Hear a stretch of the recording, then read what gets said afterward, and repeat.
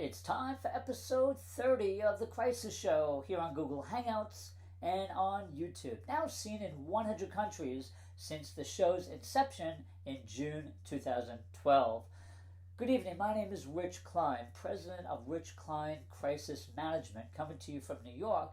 And what I thought I'd do tonight, since I'm recording the episode earlier today, and it's March 6, 2013, for those of you watching, what I thought I'd do is show you a case study, something that's timely and interesting from many different angles.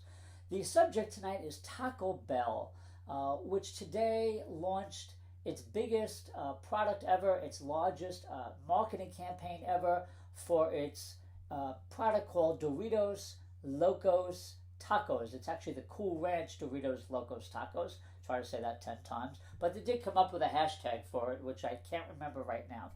In any case, they did a big launch, social media, Twitter, Facebook, YouTube, advertising, and everything. So what's interesting about Taco Bell is that the company has found itself, at least in the last 7 or 8 years, in 2 or 3 crisis situations. And as it was getting excited and promoting this launch, something happened. And that was on March 1st, last Friday, it was reported by the UK-based Food Standards Agency that Taco Bell is now listed as having tested positive for horse meat in their product in the UK only. And so this information came out Friday afternoon, March 1st, 5-hour time difference in the United States. So basically, for the American public, that news was pretty much buried on a Friday night. I got wind of it this morning after just reading some headlines, and one of my colleagues tipped me off to it. And then I started looking around at the way that Taco Bell was communicating about this testing done by the Food Standards Agency in the UK. So a couple of things are real interesting. And by the way, before I get started with Taco Bell, I want to direct your attention to last week's episode, which was entirely on the horse meat crisis. If you'd like to watch that episode, you missed it, please visit this website you see on the screen, www.thecrisisshow.com, and you'll find last week's episode. We had a great panel. So anyway, fast forward to today, which is Wednesday, March 6, 2013, and I blogged about this earlier today after I saw some messages that seemed to me to be out of sync.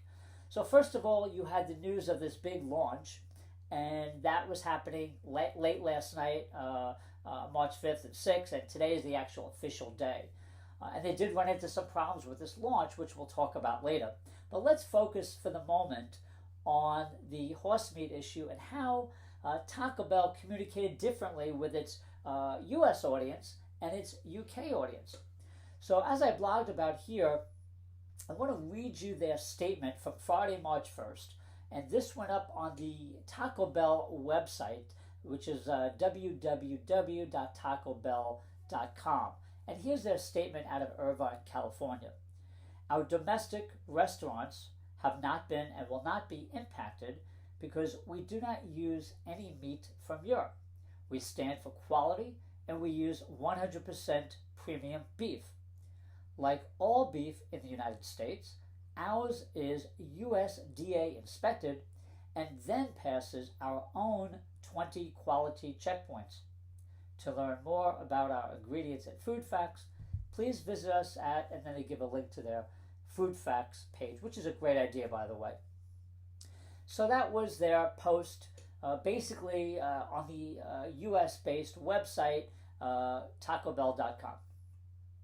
If you go to Taco Bell's United Kingdom Facebook page, though, you get a very different message. And this message on their Facebook page appeared on March 2nd, the next day in the UK, but maybe just a few hours later. We don't have a timestamp on it.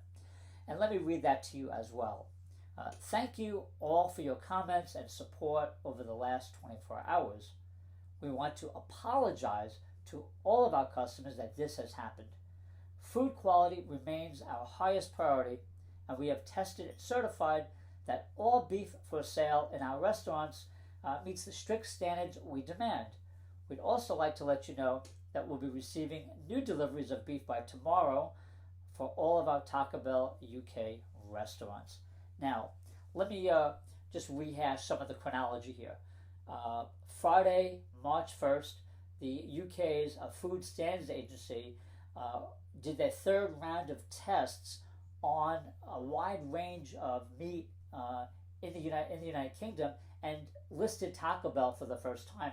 What that means is that at least 1% of the product was horse meat, and so they were added to the list of many, many other companies around the world that process meat, that distribute the meat, and that sell it in restaurants. So this list is growing in Europe and beyond. So that was Friday, March 1st. They got tested. The report came out of the Food Standards Agency. So that was late Friday night, basically, by the time the American public got that news. So to most Americans, that's buried news. If you want to release bad news, do it on a Friday night. I'm not saying the Food Standards Agency did that intentionally. I think that was a coincidence. But it was good for Taco Bell to have that news hidden rather than on a Tuesday or Wednesday morning here in the States. So they have that. They put out this statement on their website. And you can find this statement I just read to you, the first statement anyhow, at www.tacobell.com. And then the second statement I read to you is on their Facebook page. We have a link here on my blog that'll take you directly to that page. So what struck me, first of all, is that you have two very different messages to two different audiences. Now, I get the fact that when you're marketing to different cultures around the world, that you're going to have a slightly different message appealing to that country, that culture, that religion, whatever the case may be. But when you have a reputation challenge, when you have a crisis, those messages must be in sync across platforms. And that means in every media interview that you do, and it also means every website that you have and every social media channel that you have. In this case, it appears to me that Taco Bell was trying to have its meat and eat it too, if you will. They were trying to reassure the American public that nothing's wrong. Our quality of beef is the highest standards. We have all these tests. But then to its UK customers, there was an actual apology. And what I question is, how do you differentiate between customers? People travel across the pond for business and pleasure very often. We live in a much smaller world, and information travels so quickly that it doesn't take a rocket scientist to track down these two very different statements. And so when I caught that today, I just thought it'd make a great blog post and a great case study. So I don't know what they're thinking behind the scenes at Taco Bell, but I would advise that if you're going to apologize for something that happened, regardless of the magnitude of the problem, that you do it across the board and you be transparent about it on your website and your social media channels. So it doesn't look like you're trying to hide something from one audience while apologizing because you have to another. So that's one area of concern here. What's also is very interesting. And by the way, if you want to tweet about this show, or you have a different thought, or you agree with me, please use hashtag The Crisis Show or hashtag Rich Klein Crisis. Let me know your thoughts on this, especially for those of you in the marketing business, PR, advertising. I'd love to hear your thoughts on this this messaging issue, this branding issue, particularly because they spent all this money and time on this big launch. It's also interesting, I think, that the timing of and it was coincidental from everything you can see, the timing of the biggest marketing campaign ever with this negative news coming out of the UK. So that's interesting. But what's also interesting is that because of their slick marketing, if you will, and telling everybody on social media, hey, you can get this taco a day earlier, that presented a problem. And I'll show you in a second. Late today, we found out that some people couldn't get their tacos. According to this story in The Consumerist, I'll just read you a little bit of this. Telling 9.8 million Facebook fans and 366,000 Twitter followers, oh boy, I would love to have that kind of following, that you're going to release a highly anticipated product a day early is good marketing. That is, unless you fail to tell the stores that they are supposed to sell this item. On Monday night, and that would have been March 4th, Monday night, Taco Bell announced via its social media channels that it was going to be selling the new Cool Ranch Doritos Loco Taco a day earlier than planned, telling hungry customers they just need to ask for one starting today. But according to this website, The Consumers, they've already received many complaints about customers who could not get the item, and they started complaining on social media. So another lesson here is if you're going to do an early launch of anything, make sure you have the supplies for your customers. Otherwise, you're going to get angry. You may even lose some of them over a lifetime. That's not as big as a crisis as what I think is a messaging issue with the horse meat issue. That's going to be a bigger problem for them. But again, they didn't need this today, certainly. No company likes to find itself in a dual crisis mode, if you will, even if it's a mini crisis. So that's also interesting. I also want to give you a little history about Taco Bell, because they have had a history of problems sporadically since around 2006. And in 2006, there was an E. coli incident, E. coli strain that sickened approximately 71 people across 5 states, 52 of whom were ultimately confirmed by the CDC here in the States. That's the Centers for Disease Control. These are people who tested positive for the E. coli strain.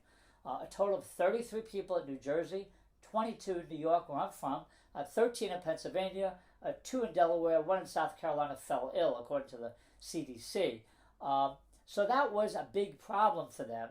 And the initial investigation back in late 2006 was that the cause of the E. coli was green onions, but in fact they later found out it was lettuce, and Taco Bell changed its supplier and didn't have any more problems after that on that issue.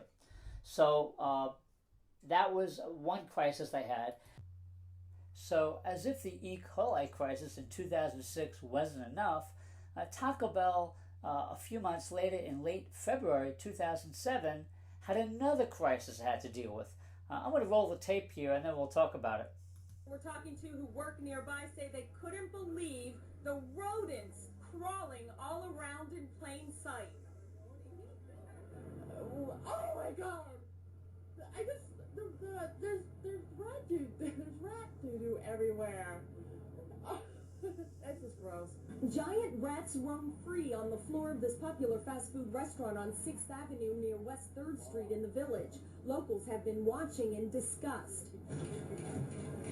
Sir, what is your The name? health store managers arrived to a media frenzy. Employees starting to prepare for lunch, but eventually sneaking out a back door. I used to eat in here. I can't believe this is happening. I just saw what was in the window, and it's unbelievable. I won't eat here again, that's for sure. You can count on that. The health department has issued violations, including evidence of rats in the food areas of the Taco Bell KFC.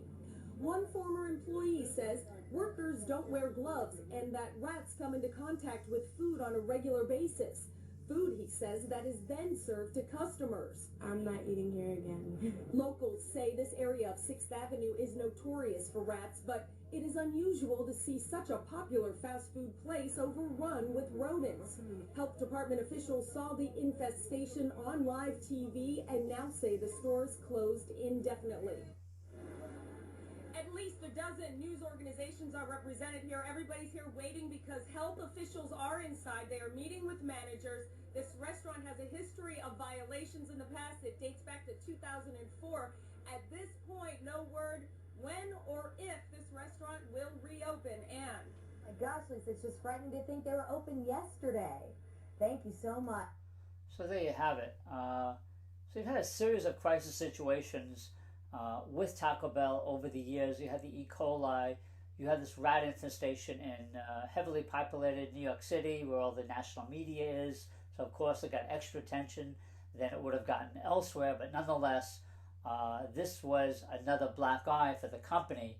And as you can see, by the way, this video alone got over 1.5 million views. Now, of course, that's been 6 or 7 years since that video was posted, but even still, that's quite a viewership. So, to sum up, a couple of things that you need to know about when you're in a crisis situation.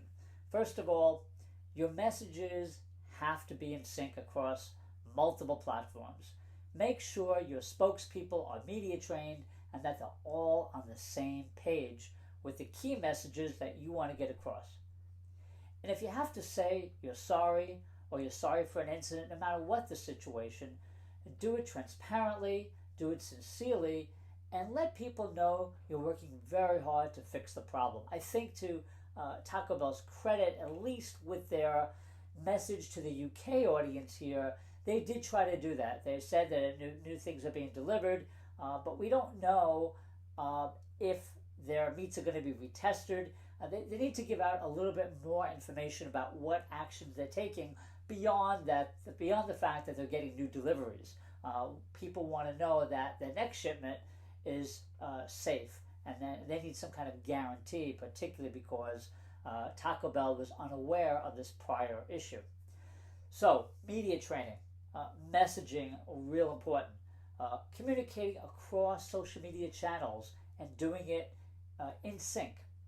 The other thing I want to talk about is whoever's doing your social media at your brand, at your company, don't leave it to a junior person, such as an intern or a social media coordinator or your IT person because they know the technology, or even to an office manager. Again, this is one of my pet peeves. Your social media is your reputation today. There's very little distinction between online reputation and reputation. There's very little distinction between media and social media. So your social media guru, social media strategist, social media director, whatever you want to call that person, make sure the person at the top of that social media department, no matter how big your company, has some experience, has real experience. They know how to write. They know how to be aware of brewing crisis situations. And by the way, it's important to have that person give them a seat at your C-suite table. So if you know about a crisis situation that's brewing, they can be on the lookout across social media and across the internet and report back to you what's being said about your brand. Real important. Social media is not just about getting your message out, it's listening, it's interacting, and getting a feel for what the pressure points are, if you will, of your customers, of your clients. Real important to do that. And that way, your social media will be that much more effective and your reputation will be much better protected at all stages of a potential crisis. So, to wrap up this show, just want to give you a few notes. Again, our website, as you can see here, www.thecrisisshow.com. If you want to tweet about The Crisis Show, please use hashtag The Crisis Show or @TheCrisisShow. Again, my name is Rich Klein, president of Rich Klein Crisis Management in New York. Thank you so much for watching. Leave a comment, tweet about the show, tweet about something you heard. We love to hear from you, love to get feedback. Again, thank you so much for your time. Have a great week, and we'll see you next week, either live, hopefully live, or on tape. Either way, we're going to deliver to you. Have a great night.